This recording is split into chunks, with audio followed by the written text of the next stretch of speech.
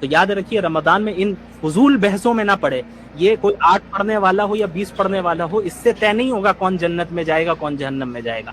جنت اور جہنم کا مدار صحیح عقیدے اور اعمال صالحہ پر ہے، صحیح عقائد اور اعمال صالحہ پہ. باقی جو سب ایشوز ہوتے ہیں اسلام کے، جو فروعی مسائل ہوتے ہیں، سب ایشوز ہوتے ہیں، اس میں علماء کے درمیان اختلاف ہوتے ہیں، اس میں اختلاف کی گنجائش رکھنی چاہیے. اس کا سب سے اچھا حل یہ ہے کہ اگر آپ ایسے اسکول آف تھاٹ سے تعلق رکھتے ہیں جس میں تراویح کی نماز 8 ہی رکعت ہے اور تراویح تہجد ایک ہی کو مانتے ہیں، ٹھیک ہے آپ اس پہ عمل کریں. اگر آپ اس پہ عمل کر رہے ہیں تو کوئی کافر اور مشرک نہیں ہو جائے گا. یہ آپ کے طریقہ استدلال ہے، آپ کے پاس اپنی کوئی دلیل ہوگی، لیکن جو 20 پڑھ رہے ہیں ان کو آپ پریشان کرنے لگ جائیں تو یہ طریقہ غلط ہے. اسی طرح اگر آپ کوئی ایسے اسکول آف تھاٹ سے تعلق رکھتے ہیں جس کے نزدیک 20 رکعت پڑھنا تراویح یہ مشروع ہے، یہ مسنون طریقہ ہے، اور پھر تہجد کی نماز الگ ہے، تو ٹھیک ہے آپ اس پہ عمل کریں. آپ کے پاس یقیناً آپ کی اپنی دلیل ہے اور کتاب و سنت سے اور سلف صالحین سے ہی آپ کی دلیل ہے، آپ اس پہ عمل کریں. لیکن جو 8 کا قائل ہے اب انہیں مشرک اور بدعتی قرار دینے لگ جائیں تو پھر یہ طریقہ بھی صحیح نہیں ہے. کیونکہ یہ مسئلہ بھی کیا ہے،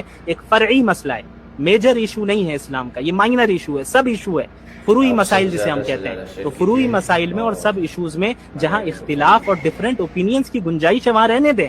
آپ یہ لڑائیوں میں اگر الجھیں گے تو آپ اپنے رمضان کو برباد کر کے رکھ دیں گے، وقت ہاتھ سے نکل جائے گا. کئی سلف صالحین نے اس کی وضاحت کی ہے کہ اگر کسی مردے کو ابھی زندہ کر دیا جائے، سلف صالحین کا قول ہے، حدیث نہیں ہے، یہ یاد رکھیے گا.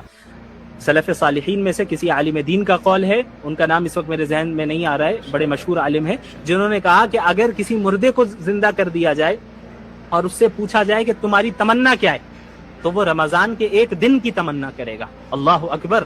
یہ اتنا بڑا مقام ہے رمضان کا، اور ابھی ہم مرے نہیں، ابھی ہم زندہ ہیں. تو یہ اللہ کا ہم پر کتنا بڑا فضل ہے کہ اللہ جو ہے ہمیں رمضان کی توفیق دے رہا ہے. سلف صالحین کا یہ معمول رہتا کہ رمضان کے آنے سے 6 مہینے پہلے سے ہی اللہ سے دعا کرتے، اللہم بلغنا رمضان، یا اللہ ہمیں رمضان پہنچا دے اور عافیت کے ساتھ، صحت کے ساتھ، ایمان کے ساتھ پہنچا دے. یہ دعا کرتے 6 مہینے پہلے سے، اور ابھی رمضان ختم ہوتا تو ختم ہونے کے 6 مہینے بعد تک اللہ سے دعا کرتے کہ یا اللہ پچھلے رمضان میں جو عبادتیں کی ہیں اسے آپ قبول فرما لیں.